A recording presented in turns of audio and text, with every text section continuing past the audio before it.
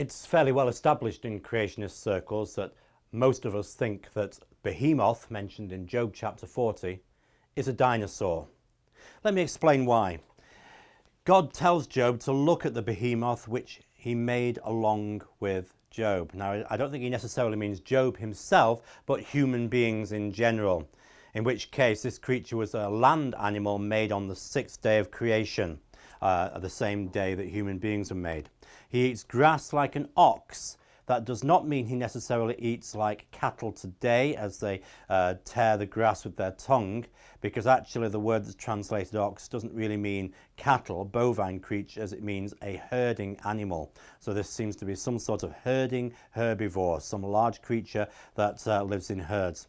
His strength is in his hips, his power is in his stomach muscles. He moves his tail like a cedar.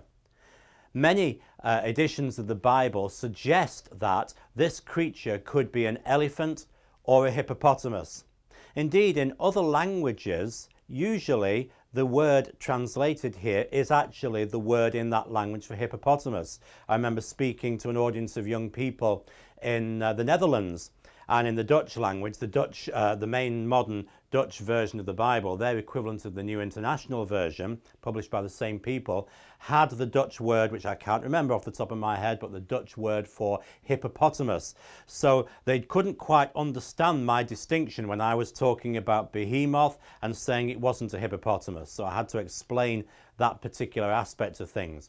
But it can't be a hippopotamus, because a hippopotamus doesn't have a tail like a cedar tree, and nor does an elephant. This is a creature with a very big tail, a creature which is the first of the ways of God, therefore probably the largest land animal that Job or human beings had ever seen.